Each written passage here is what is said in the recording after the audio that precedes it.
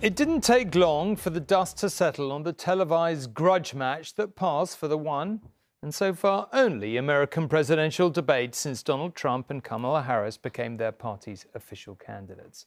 With the polls neck and neck, no wonder it was dog-eat-dog, to hint at one of Donald Trump's more extreme claims. Both he and Kamala Harris claimed to have won the overnight debate, except Miss Harris had the backing of the instant polling, most commentators, and a swift celebrity endorsement. He was stronger on the economy, or at least vaguely on message, she on abortion and plenty else besides. Miss Harris was everything Joe Biden was not in his debate with Mr. Trump, and she was judged to have made Mr. Trump look elderly and somewhat confused. And angry. By the end, really quite angry. Miss Harris said she'd be happy to debate again. Mr. Trump is thinking that over. Still, those grudges seem to have been forgotten when they met for only the second time today.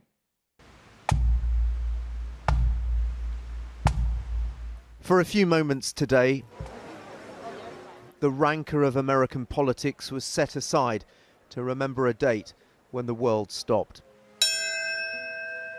The divisions and hostilities paused as America reflected on 9/11. Last night's encounter in the city of brotherly love started cordially. Kamala Harris, let's have a good debate. Nice to see you. Have fun. Thank you.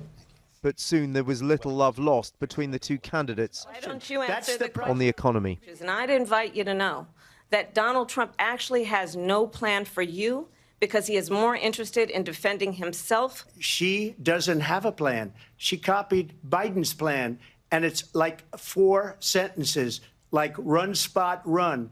On abortion, Donald Trump made lurid false claims. The baby will be born, and we will decide what to do with the baby. In other words, we'll execute the baby. Which were rebutted by the moderator.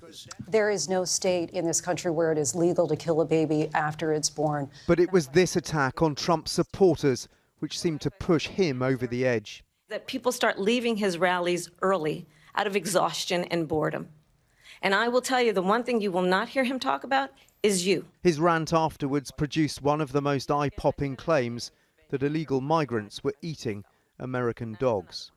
They're eating the dogs, the people that came in. They're eating the cats. They're eating the pets of the people that live there. And this is what's happening in our country. Harris then articulated what was at stake in this election. Understand what it would mean if Donald Trump were back in the White House with no guardrails. I probably took a bullet to the head because of the things that they say about me. They talk about democracy. I'm a threat to democracy. They're the threat to democracy. And regarding Ukraine, Donald Trump suggested he would sue for peace with Putin even before the beginning of any second term, which would be illegal. I will get it settled before I even become president. If I win, when I'm president-elect, I believe the reason that Donald Trump says that this war would be over within 24 hours is because he would just give it up. Did you lose that debate, sir? Afterwards, Donald Trump made an appearance in the spin room. All I do is say the truth. Dodging difficult questions. The worst poll that we've had was 71 that I see.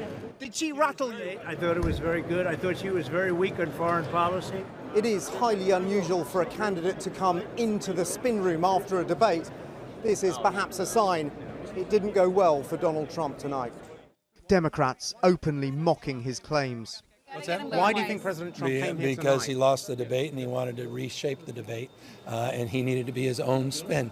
It was, foundationally determinative that he lost this debate, objectively determinative by his very presence in the spin room afterwards. He was quoting all kinds of polls suggesting he'd won by 90%. I'm sure he's... I just want to clarify here. The real-time fact-checking of Trump's lies. And we should just point out here as clarification, and you know this. Led to claims by his surrogates the debate was rigged. This was a poor performance, wasn't it? It was a poor performance. I believe it was a poor performance by the moderators. Suggesting that migrants are eating dogs, a new low in presidential debate. The issue there, I think, can really be researched by looking at some of the 911 calls from the people living in Springfield, where they're talking about Haitians running around with dead geese that they're dragging around. I don't know if those geese are somebody's pets. Some people keep geese as pets, but very strange thing that's going on all over the country. Is this what's preoccupying America? Oh, I think the American people are very frustrated with the border invasion. He was He's in rattled charge tonight, now. though, wasn't he, Donald Trump? President Trump? Yeah. No, he did a great job articulating what You he wants believe to that, do for really? the American people. I do. Yeah? Yeah. You don't think he was on the Yeah. ropes at times, rhetorically? Where are you from? The UK. Are you really? You guys.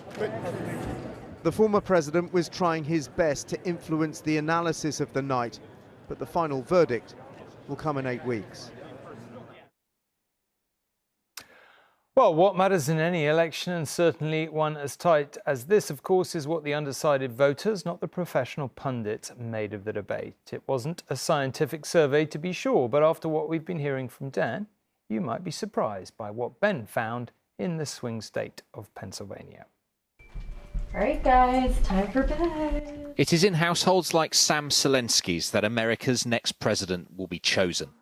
After a day at work and putting her 2 kids to bed, she and her friends were among the undecided voters Kamala Harris especially had to persuade as we watched the debate together. She's a Marxist. Everybody knows she's a Marxist. From the start, Trump's outlandish claims were a turn-off. I think it's his tone for me, the way that he presents. And you said, yeah, it sounds very brutal, very rough, and like tyrant, like. A bunch of lies, grievances, and name-calling. But from Harris, they wanted policy, not prosecution. How? Tell me how you were going to do this. This is what I've been waiting for, and she's not telling us.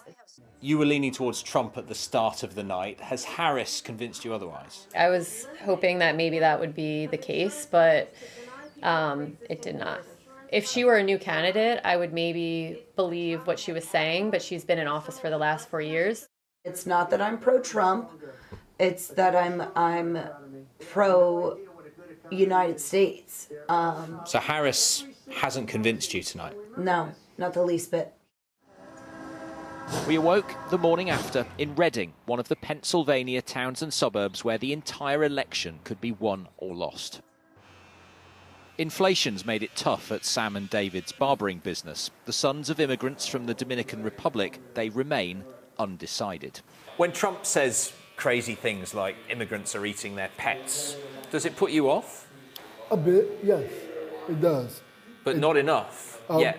But not enough because I feel like Kamala hasn't done enough to override some of his rhetorics.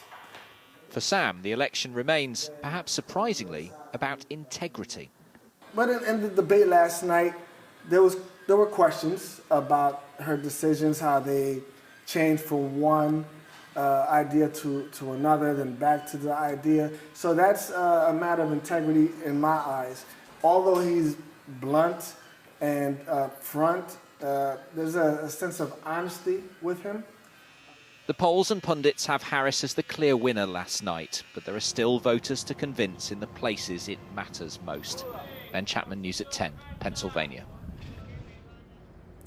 And Dan joins me now. Look, Dan, very interesting to hear the people in Ben's piece there. We don't know, obviously, how representative they were or weren't. But what we do know is that we keep hearing there are many undecided voters. They're not necessarily against Harris, but they're not convinced by her yet. What do you think she did anything like enough last night? Well, I think most people would accept that she won the debate. Even a lot of conservative commentators are conceding that. But I think she still has a lot of work to do on the key issues that are her Achilles heel: the economy and immigration. I think people want to hear more about how life is going to be better under her than it has been under Joe Biden. Inflation is still really biting for many people. Yes, she got this endorsement from Taylor Swift right at the end of the debate, and she has 283 million followers on Instagram. But how many of those are undecided voters in swing states? That's what all this comes down to in the end.